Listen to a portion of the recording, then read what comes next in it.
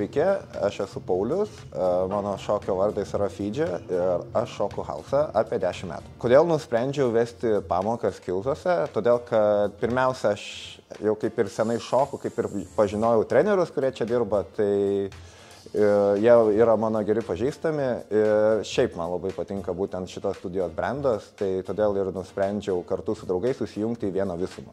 Man labai padėjo studija adaptuotis naujoj vietoj, susipažinti su aplinka, su darbu ir taip pat nurodė labai geras gairias, kaip galėčiau patobulinti savo treniruočių vedimą.